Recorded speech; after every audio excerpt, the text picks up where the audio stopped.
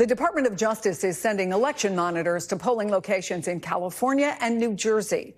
DOJ says it's to ensure the American people get the fair, free, and transparent elections they deserve. But some state officials, including California's Attorney General Rob Bonta, warn that President Trump is preparing to sow doubt and conspiracy theories about the fairness of Tuesday's elections. Joining us now, Swing Left Executive Director Yasmin Radjy and founder and CEO of the Nonpartisan Public Rights Project and former special counsel to then California Attorney General Kamala Harris, Jill Habig. Good to have both of you here.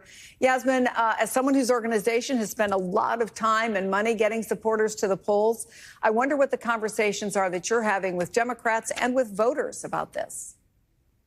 Yeah, Chris, thanks so much for this really important segment. The top question that I've been getting day after day, I think I get it every day from our members, both donors and volunteers, is there even going to be a 2026 election? And, taking that all the way out to 2028. And if there is it going to be meaningful? One question you're getting, Yasmin?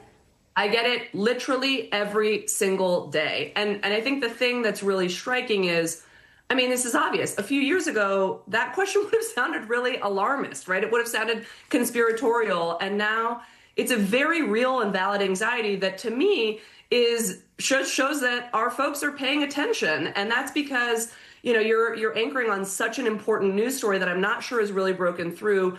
But Trump is doing everything that he can already to undermine Democrats' ability to win elections. He's doing that, obviously, through the big redistricting fights, with California being ground zero of the fight back. He's doing it through attacks on the census, with the Voting Rights Act, executive orders. It's a full frontal attack on all sides.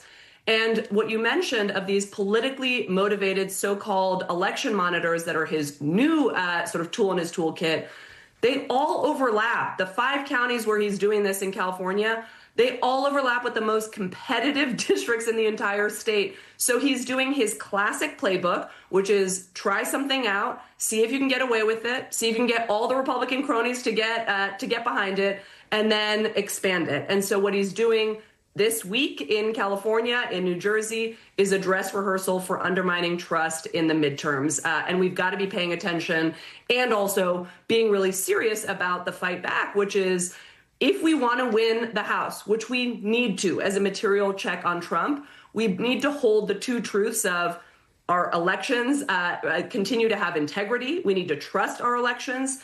And we cannot be naive and think that Donald Trump is not going to do everything that he can, which he is doing already, to undermine their integrity. And so we've got to do early work starting literally the day after we win tomorrow. We've got to get to work to win every single competitive House race so that there is just no way for him to be able to keep up with the organizing that we're doing on our side in every competitive House race in the country. So, Jill, help us understand a little more deeply, because someone might say, listen, I thought that the California Prop 50 wasn't even going to be close. And so what's the point of sending in election monitors? How does this help in some way for the midterms and then going on to the next presidential? What do you see going on here? Right. Well, I think the first thing voters need to know right now is that our elections are safe. They can feel free. Vote, you're going to be they fine. Can go vote, exercise their right to vote. I'm a California voter. I've already voted by mail-in ballot. And these election monitors are not going to have any power or authority beyond any other member of the public. They can't interfere with the voting process. They don't have any access behind the scenes. And so voters should continue to go out and vote. However, it's important to call this out for what it is, as Yasmin said. Typically, this is a perversion of our system. Typically, DOJ sends election monitors to help make sure people can vote. This is an effort to send partisan officials into the state to interfere with the voting process and intimidate voters. And so Public Rights Project is working hand in hand with local election officials across the country and across the state of California to make sure that they are able to exercise their right to vote and that election officials can do their jobs fairly.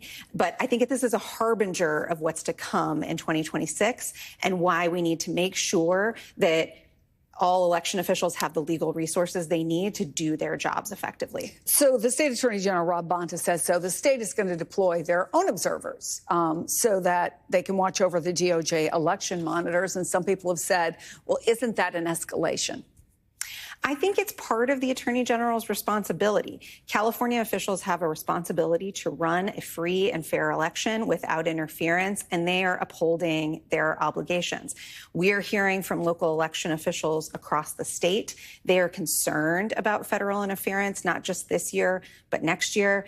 Thankfully, the federal government called off a National Guard deployment to the Bay Area. But these tactics sow distrust and fear in our elections. And so our job as nonpartisan groups like Public Rights Project and state officials is to make sure that our elections continue to be free and fair. So, Yasmin, in the 2024 election, more than 80% of California voters use mail-in ballots. But I want to ask you about the folks in the rest of the country and in California who don't.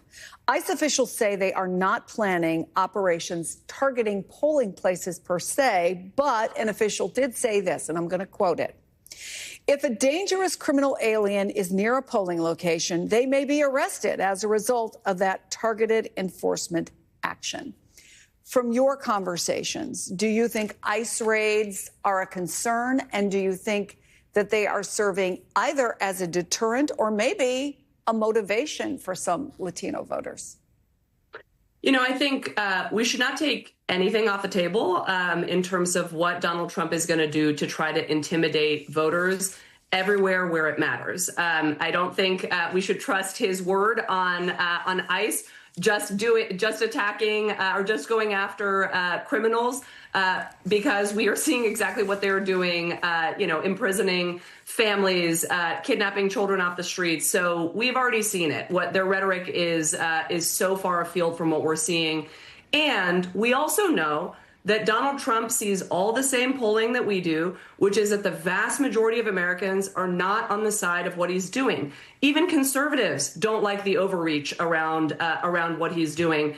And he's freaked out, rightfully, that Democrats are going to win the House. And we will, if we do the work and we do the work early, we're going to win by a big majority. And so when he's got his back against the wall and he knows he's freaked out about Democrats being able to actually put a material check on his power and a material check on his extreme policies by having the gavel with the House, we shouldn't put anything off the table because he's desperate. And so, I think Jill talked about some really important work that's happening in the litigation space, in the nonpartisan space, in the electoral integrity space.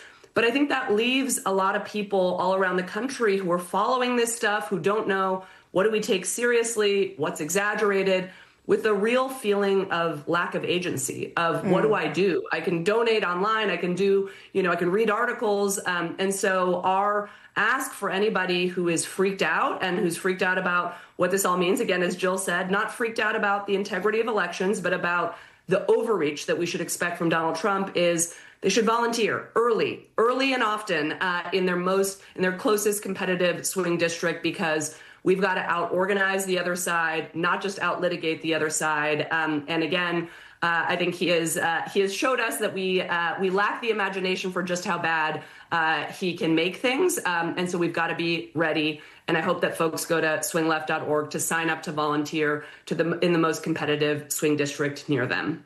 Yasmin and Jill, an important conversation. I thank you both for having it with me.